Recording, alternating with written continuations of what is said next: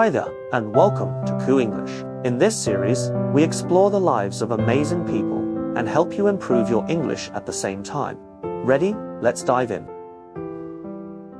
Claude Shannon, Legacy, Influence, and the Price of a Life. Chapter 1. A Quiet Retreat from the World He Changed. In his later years, Claude Shannon slowly withdrew from the public intellectual life that had grown around him. The world continued to accelerate.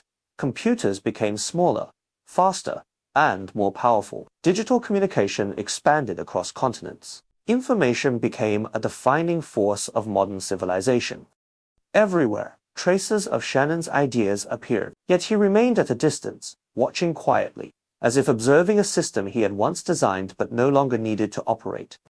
At MIT, where he spent much of his later career, Shannon was respected almost mythically. Younger scholars spoke his name with a mixture of admiration and caution. He was approachable, yet difficult to engage deeply.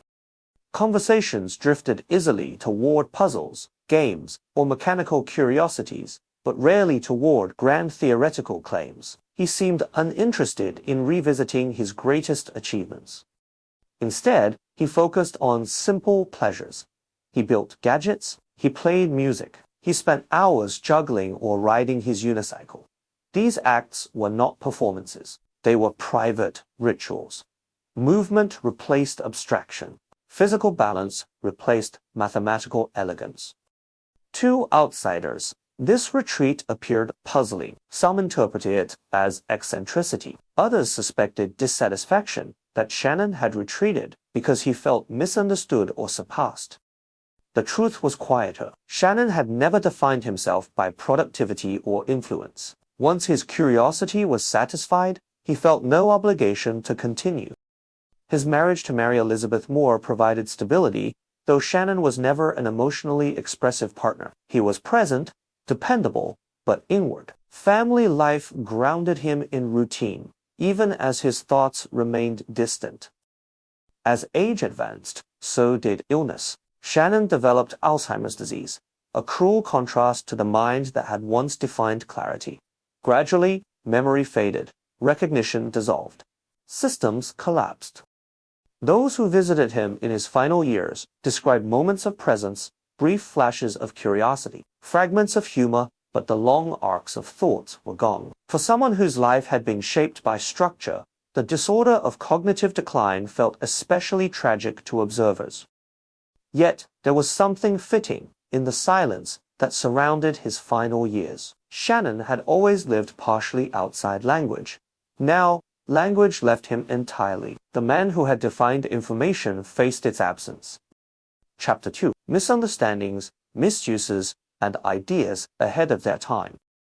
Claude Shannon's legacy is often summarized too neatly. He is called the father of information theory, a title that captures importance but hides complexity. His work is frequently invoked, sometimes inaccurately, to justify claims he never made.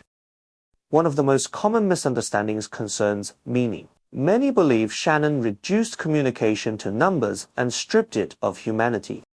In truth, he deliberately excluded meaning, not because it was unimportant, but because it resisted precise definition. His theory was never meant to explain understanding, only transmission. Others attempted to extend information theory into psychology, sociology, or philosophy, sometimes with shallow results. Shannon watched these efforts with polite detachment. He rarely criticized, but he also rarely endorsed. His silence allowed myths to grow.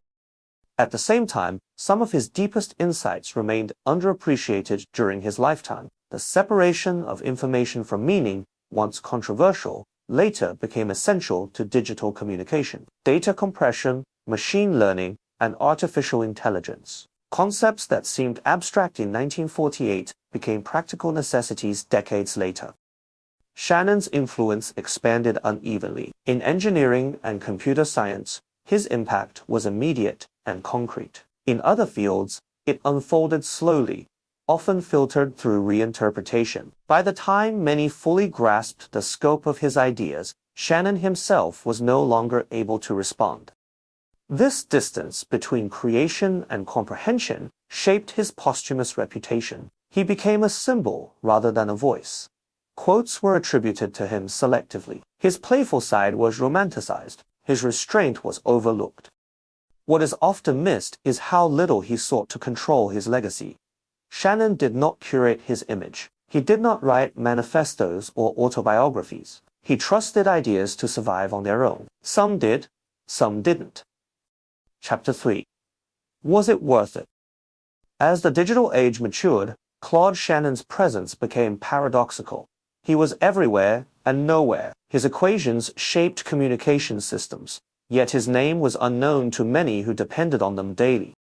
His ideas powered networks, algorithms, and devices, yet his personal story remained quiet, almost invisible. Was this life worth it? There is no simple answer. Shannon did not live for recognition, and so the absence of widespread fame was not a loss to him. He lived for coherence, for the satisfaction of seeing a problem resolved with elegance. In that sense, his life was deeply fulfilled. He discovered something true about the world and expressed it with precision. Yet there was a cost: his emotional distance, his reluctance to engage deeply with others, and his eventual cognitive decline left behind unanswered questions. Did he give too much to abstraction and too little to connection? Or was his distance the very condition that made his work possible? Shannon never offered explanations. He did not frame his life as a lesson. He simply lived it, following curiosity wherever it led, and stopping when it no longer called. In the end, what he left behind was not just a theory, but a way of seeing, a recognition that beneath complexity lies structure, and that uncertainty itself can be measured, understood, and even embraced. His life suggests that clarity does not always come with comfort, and that some of the most transformative ideas are born in quiet, sustained solitude. Claude Shannon changed how the world communicates without ever trying to speak loudly himself. Part 4 ends here. The story ends quietly, but its signal continues. Thanks for learning with Ku English. Don't forget to like, share, and subscribe. Until next time.